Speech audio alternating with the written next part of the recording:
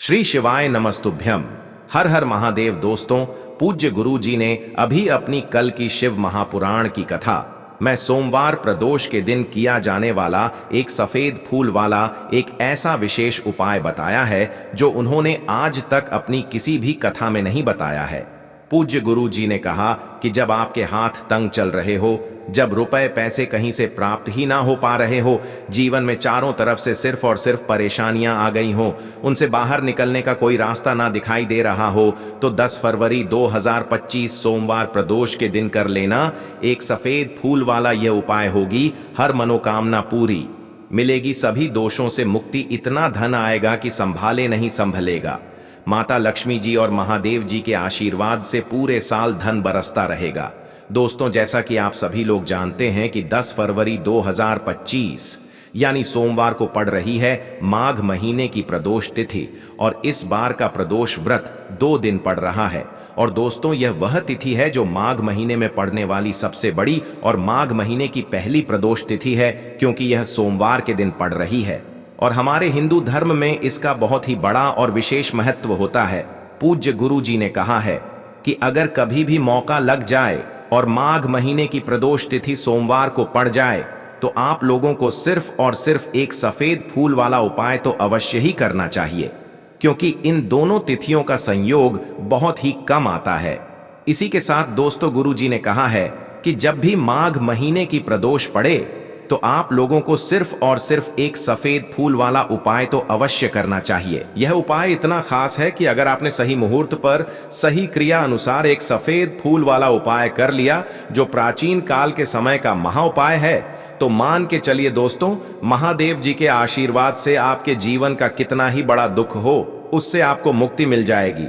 आपकी कोई भी मनोकामना हो, मान लीजिए आप नौकरी की तैयारी कर रहे थे तो आपकी नौकरी लग जाएगी, आपका बंद पड़ा व्यापार चल पड़ेगा। और दोस्तों, आप जिस बीमारी से आप बहुत दिनों से परेशान थे, उस बीमारी से आपको मुक्ति मिल जाएगी। आपके जीवन में धन आना शुरू हो जाएगा, आपके जीवन में धन आने के नए नए रास्ते खुल जाएंगे। और मान के चलिए दोस्तों, फिर आपको किसी भी प्रकार की परेशानी का सामना नहीं करना पड़ेगा। इसीलिए दोस्तों, 10 फरवरी सोमवार प्रदोष व्रत के दिन आप लोगों को इस वाले उपाय को जरूर कर लेना है।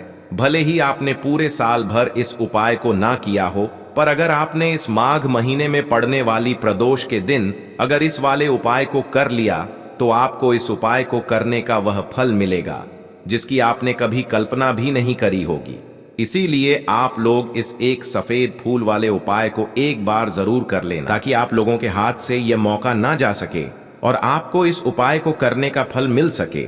दोस्तों, ये उपाय पंडित जी ने अपनी अभी की ही शिव महापुराण की कथा में बताया है, जो इस उपाय को आज हम आपको बहुत अच्छे से समझाने वाले हैं।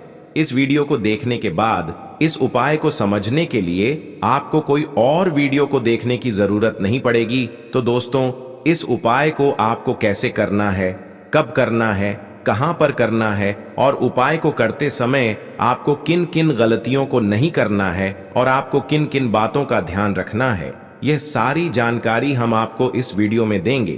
तो चलिए भक्तों, उपायों को शुरू करते हैं। अगर आप भी चाहते हैं कि महादेव जी का आशीर्वाद आप पर सदैव बना रहे, तो वीडियो को लाइक करें, चैनल को सब्सक्राइब करें और कमेंट बॉक्स में हर हर महादेव जरूर लिखें। और अपने फायदे के लिए, गरीबी दूर करने के लिए इस वीडियो को पूरा देख कर जाना। यदि आज आपने वीडियो को बीच बीच में से देखा, काट काट कर देखा, तो जीवन में आपको कभी सफलता हासिल भी नहीं होगी। देखिए दोस्तों, यह 10 फरवरी सोमवार प्रदोष का दिन यह इतना खास होता है, इतना महत्वपूर्ण होता है। देखा गया है कभी कभी बड़े बड़े पूजा पाठ अनुष्ठान से जो मनोकामना पूर्ण नहीं होते, वह 10 फरवरी सोमवार के दिन एक छोटे से उपाय करने से ही आपकी मनोकामना पूर्ण हो जाती है। अब हम समझते हैं इस वाले उपाय को हमें करना किस समय है। एक सफेद फूल वाले उपाय को हमें माघ महीने के प्रदोष के दिन करना किस समय है। तो देखिए, इस उपाय को करने का जो समय है वह सुबह का समय है और शाम का समय भी है। अब देखिए, यहां पर हम मुख्य रूप से सुबह का समय नहीं बोलेंगे, क्योंकि 10 फरवरी प्रदोष का दिन है और इस दिन प्रदोष काल के समय का बहुत महत्व होता है। बाकी अगर सुबह के समय भी करेंगे तो भी अच्छा होगा, उसमें कोई भी दिक्कत वाली बात नहीं है। तो चलिए जानते हैं इस विशेष उपाय के बारे में। लेकिन उससे पहले एक प्रार्थना, अगर आप इस चैनल पर नए हैं तो आप इस वीडियो को लाइक करें, चैनल को सब्सक्राइब करें और कमेंट बॉक्स में आप अपनी राशि या अपना नाम जरूर डाल दें, क्योंकि हम राशि से जुड़ा भाग्य भी बताते हैं और भाग्य में चल रही परेशानियों को दूर करने के लिए वह आसान से आसान उपाय भी बताते हैं। तो चलिए अब हम अपने सबसे पहले उपाय की बात कर लेते हैं। यह उपाय आपके जीवन में धन धान्य की वृद्धि करेंगे, साथ ही साथ आप में ओज तेज की वृद्धि भी करेंगे। अगर आप अपने व्यापार में या नौकरी में किसी कारणवश अगर रुके हुए हैं, आपको सफलता प्राप्त नहीं हो पा रही है, तो आप सफल भी होंगे और साथ ही साथ आपकी सारी समस्याओं और संकटों का अंत भी होने वाला है। तो चलिए जानते हैं पूज्य गुरुजी द्वारा बताए गए अपने सबसे पहले खास उपाय के बारे में। इस उपाय के लिए आपको सबसे पहले ले लेना है एक सफेद रंग का फूल। देखिए, सफेद रंग का फूल महादेव जी को बहुत ही प्रिय होता है, इसीलिए आपको सिर्फ एक सफेद रंग का फूल ले लेना है। अगर आपके पास में सफेद रंग का फूल नहीं है तो आप शिवलिंग के ऊपर बढ़े हुए सफेद रंग के फूल को उठाकर इसे जल से शुद्ध करके आप इसका फिर से इस्तेमाल शिवलिंग पर कर सकते हैं। बस आपको ध्यान रखना है कि सफेद रंग का फूल जो आप लेंगे वो केतकी का फूल नहीं होना चाहिए, और आप कोई भी सफेद रंग का फूल उसकी जगह पर ले सकते हैं। फिर इसी के साथ आपको एक चावल का दाना ले लेना है। चावल का दाना कहीं से भी टूटा खंडित नहीं होना चाहिए। इसी के साथ आपको एक बेल पत्र ले लेनी है। अगर आपके पास में बेलपत्र भी नहीं है तो शिवलिंग के ऊपर छड़ी हुई बेलपत्र को उठाकर आप इसे जल से शुद्ध करके इसका फिर से इस्तेमाल शिवलिंग पर कर सकते हैं। फिर आपको सबसे आखिर में एक लोटा जल ले लेना है। लोटा आप तांबे का लेंगे और जल हमेशा की तरह आपको अपने घर के किचन से ही लेना है। अब यह सारी सामग्री लेकर के आपको पहुंच जाना है शिवालय। पूज्य गुरुजी ने कहा है कि इस उपाय को आप शाम को प्रदोष काल में करना चाहें तो अति उत्तम रहेगा। अब देखिए, अब जो यह तीनों सामग्री आपके पास में है, इनको लेकर के आपको पहुंच जाना है शिवालय, और एक बेल पत्र को ले गए हैं और एक चावल का दाना जो आपके पास में है और एक सफेद रंग का फूल जो आप साथ में लेकर गए हैं। इन तीनों सामग्रियों को एक एक करके आपको इसी एक लोटे जल में डाल देना है। ये तीनों सामग्री आप शिवलिंग के सामने ही इस एक लोटे जल में डालिए। अब आपका यह एक लोटे जल का मिश्रण तैयार हो गया। अब इस एक लोटे जल के मिश्रण को आप धीरे धीरे शिवलिंग के ऊपर समर्पित करते जाएंगे और लगातार ओम नमः शिवाय या श्री शिवाय नमस्तुभयम दोनों में से किसी भी एक मंत्र का आप स्मरण करते जाएंगे। पूज्य गुरुजी ने कहा है कि जल आपको बिल्कुल धीरे धीरे समर्पित करना है और जल समर्पित करते हुए आप कम से कम 108 बार इस मंत्र का आप स्मरण जरूर कर लें। आप चाहे तो श्री शिवाय नमस्तुभ्यम मंत्र का स्मरण कर लें और चाहे तो ओम नमः शिवाय मंत्र का स्मरण कर लें। इसके बाद जलाधारी से जो जल बह करके नीचे गिर रहा है उसको थोड़ा सा आपको किसी पात्र में इकट्ठा कर लेना है। आप चाहे तो इस खाली लोटे में भी इस जल को इकट्ठा कर सकते हैं और महादेव जी से अमृत स्वरूप आपको प्राप्त कर लेना है।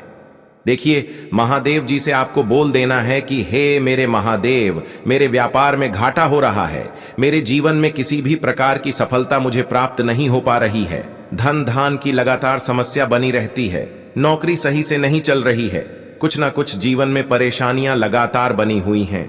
तो आपकी जो भी मनोकामना हो उस मनोकामना को स्मरण करते हुए आपको इस जल को महादेव जी से अमृत स्वरूप प्राप्त कर लेना है और यह जल आपको लेकर के अपने घर को चले आना है।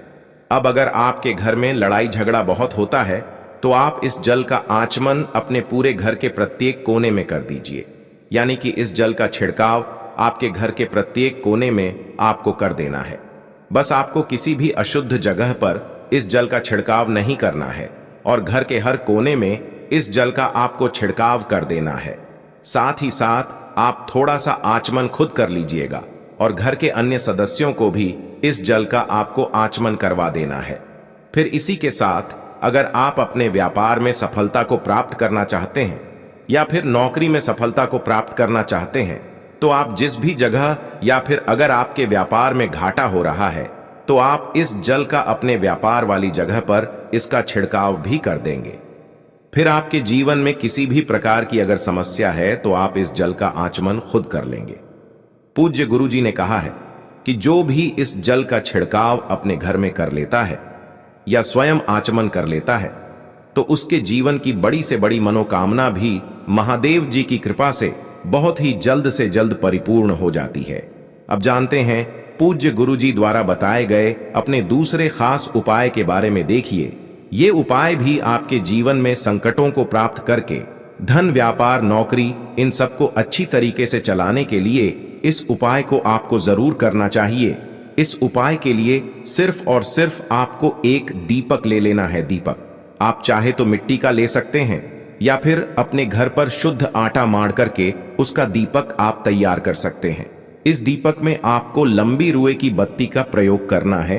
पूज्य गुरु जी ने अपनी शिव महापुराण की कथा में कई बार बताया हुआ है कि लंबी रुए की बत्ती का प्रयोग जब भी हम लोग करते हैं तब हमें अपने जीवन में धन धान की प्राप्ति होती है, हमारे वंश में वृद्धि होती है और हमारे जीवन में तरक्की हमें प्राप्त होना शुरू हो जाती है। आपको लंबी रुए की बत्ती का ही प्रयोग करना है और इस दीपक में आपको घी का इस्तेमाल करना है। आपको शुद्ध देसी घी का ही इस्तेमाल इस दीपक में करना है। इसी के साथ आपको थोड़े से चावल के दाने ले लेने हैं। आपको एक मुट्ठी चावल के दाने ले लेने हैं। अब यह सारी सामग्री लेकर के आपको पहुंच जाना है किसी भी बेलपत्र वृक्ष के नीचे। अब देखिए, दीपक जो आप लेकर गए हैं उसको सबसे पहले आप इस बेलपत्र वृक्ष के नीचे आपको रख देना है। अब ये चावल के दाने जो लेकर के गए हैं आपको वहीं पर बेलपत्र वृक्ष के आसपास जड़ में आपको कहीं पर इन चावलों को डाल देना है और इसी के ऊपर इस दीपक को आपको रख देना है। दीपक की बत्ती का जो मुख होगा वो उत्तर दिशा की तरफ होगा और उत्तर दिशा की तरफ रखते हुए आप इस दीपक को वहीं पर प्रज्वलित कर देंगे और फिर वहीं बेलपत्र वृक्ष के नीचे बैठकर कम से कम आपको 108 बार ओम नमः शिवाय या श्री शिवाय नमस्तुभ्यम दोनों में से किसी भी एक मंत्र का आपको स्मरण कर लेना है और आपके जीवन में चल रही धन धान की समस्या या व्यापार की समस्या को दूर करने के लिए आपको महादेव जी से प्रार्थना कर लेनी है। फिर वापस अपने घर को आपको चले आना है। पूज्य गुरु जी ने कहा है कि जो भी व्यक्ति इस उपाय को लगातार 5 सोमवार आपको करना पड़ेगा तभी आपको इस कार्य में सफलता प्राप्त होना शुरू होगी। तो दोस्तों, अब जानते हैं पूज्य गुरु जी द्वारा बताए गए अपने सबसे आखिरी उपाय के बारे में जो आपके जीवन की सारी समस्याओं को समाप्त करने के लिए, धन की अगर समस्या है तो उसको समाप्त करेगा, व्यापार में अगर कोई समस्या है तो उसको समाप्त करेगा, नौकरी अगर आपको नहीं मिल पा रही है तो उस समस्या से भी आपको मुक्ति मिलेगी, या फिर आप अपने जीवन में ओज तेज की वृद्धि करना चाहते हैं तो यह उपाय आपके लिए बहुत ही विशेष सिद्ध होने वाला है। आपके जीवन की सारी समस्याओं का अंत करने के लिए इस उपाय को आप जरूर करिएगा। इस उपाय के लिए भी आपको एक लोटे जल की जरूरत पड़ेगी। एक लोटा जल आप ले लीजिएगा। लोटा आप तांबे का लीजिएगा और जल हमेशा की तरह आपको अपने घर के किचन से ही लेना है। फिर इसी के साथ आपको एक हरा साबुत मूंग का दाना ले लेना है। हरा साबुत मूंग का दाना जो होता है, जो खड़ा मूंग कहलाता है, वो आपको एक दाना ले लेना है। फिर इसी के साथ आपको एक चावल का दाना भी ले लेना है। चावल का दाना यानी कि अक्षर। फिर सबसे आखिर में आपको थोड़ा सा गुड़ ले लेना है। गुड़ आप 1 टुकड़ा या 2 टुकड़ा ले सकते हैं। अब ये सारी सामग्री लेकर के आपको पहुंच जाना है शिवालय। इस उपाय को भी आप शाम को प्रदोष काल में या उसके बाद किसी भी समय कर सकते हैं। शिवालय पहुंचने के बाद अब यह सारी सामग्री लेकर के, यानी कि एक गुड़ का टुकड़ा, एक हरा मूंग और एक चावल का दाना, इन सारी सामग्रियों को इस एक लोटे जल में आपको मिला लेना है। अब यह एक लोटे जल का जो मिश्रण तैयार हो गया है, अब शिवलिंग के सामने आपको बैठ जाना है और महादेव जी से अपनी समस्या को दूर करने के लिए सबसे पहले आपको प्रार्थना कर लेनी है। अगर आप धन धान की समस्या को दूर करना चाहते हैं तो उसके लिए प्रार्थना कर लीजिए। व्यापार की समस्या है, नौकरी की समस्या है, या घर में आपके गृह क्लेश या लड़ाई झगड़ा बहुत होता रहता है, तो उसको दूर करने की जो भी समस्या है उसको महादेव जी से एक एक करके आपको कह देना है। तो उसको दूर करने के लिए महादेव जी से प्रार्थना कर लीजिए और फिर यह एक लोटा जल आपको धीरे धीरे शिवलिंग के ऊपर समर्पित करते जाना है। समर्पित करते हुए आप कम से कम 21 बार, जितना भी आपके पास में समय मिले, आप ओम नमः शिवाय या श्री शिवाय नमस्तुभयम दोनों में से किसी भी एक मंत्र का आपको स्मरण कर लेना है। फिर थोड़ी देर वहीं शिवलिंग के सामने बैठकर महादेव जी से आपको प्रार्थना करनी है और फिर वापस अपने घर को चले आना है। पूज्य गुरु जी कहते हैं कि जो भी व्यक्ति इस उपाय को सोमवार के दिन अगर इस उपाय को कर लेता है तो उसके जीवन में ओज तेज की वृद्धि होती है, उसके जीवन के सारे संकटों का अंत होता है तथा उसको भी सुख, समृद्धि और वैभव की प्राप्ति होती है। तो दोस्तों, आपको यह वीडियो कैसा लगा कृपया कमेंट करें और पंडित प्रदीप मिश्रा के नए वीडियो पाने के लिए इस चैनल को सब्सक्राइब करें। स्वस्थ रह, मस्त रम। अगले वीडियो में फिर मिलेंगे। धन्यवाद। हर हर महादेव की है। तुलसी जी के पत्तों का बहुत ही चमत्कारिक उपाय देखिए। हम सभी के घरों में माता तुलसी का पौधा अवश्य ही होता है। तो देखिए, हमें तुलसी जी के पौधे से सबसे पहले तो 3 पत्ते तोड़ने हैं। तो देखिए, तुलसी जी के आपको 3 पत्ते तोड़ लेने हैं और इन तुलसी जी के पत्तों को तोड़ने के बाद आपको एक छुटकी हल्दी भी अपने साथ में लेनी है। हल्दी के अंदर आपको जल मिलाकर के पेस्ट के रूप में तैयार करना है और इसी के साथ में आपको एक दीपक भी लेना होगा। दीपक आप मिट्टी का भी ले सकते हैं, आटे का भी ले सकते हैं और इस दीपक में आपको शुद्ध घी डाल करके इसमें आपको लंबी रुकी बाती का प्रयोग करना है। देखिए दोस्तों, आपके पास है 3 तुलसी जी के पत्ते। तो पहला जो तुलसी जी का पत्ता है उस पर आपको सबसे पहले तो जो आपने हल्दी ली है उसकी एक बिंदी लगानी है और पहला जो तुलसी जी का पत्ता है, आपके घर में भगवान विष्णु का चाहे कोई सा भी स्वरूप हो, चाहे लड्डू को गोपाल जी का स्वरूप हो या फिर भगवान कृष्ण की आपके मंदिर में प्रतिमा हो या फिर भगवान श्री राम की प्रतिमाएं, उनके सामने आपको पहला तुलसी जी का पत्ता अर्पित करना है। अब देखिए दोस्तों, आपके पास जो 2 तुलसी जी के पत्ते हैं और आपके पास जो एक दीपक हैं, इन्हें आपको लेकर के पहुंचना है अपने ही घर में तुलसी जी के पौधे के पास में। देखिए, सबसे पहले तो आपके पास जो 2 तुलसी जी के पत्ते हैं उन पर भी आपको हल्दी की एक एक बिंदी लगानी है और उन दोनों ही तुलसी जी के पत्तों को आपको अपने घर में तुलसी जी के पौधे के वहां पर ही अर्पित कर देने हैं। और इस प्रकार से यह दोनों पत्ते भी तुलसी जी के पौधे के पास में अर्पित करने के बाद अंत में जो आपके पास एक लंबी बाती का दीपक है, इसे आपको तुलसी जी के पौधे के पास में ही प्रज्वलित कर देना है। जो भी व्यक्ति अपने ही तुलसी जी के 3 पत्तों का यह उपाय कर लेता है तो उसका परिवार हमेशा खुश रहता है, उसके परिवार में कभी भी कोई भी संकट उत्पन्न नहीं होता है और यदि आपके घर में जो भी ग्रह क्लेश हैं वह भी समाप्त होते हैं। तो इस प्रकार से आपको यह पहला उपाय करना है। अब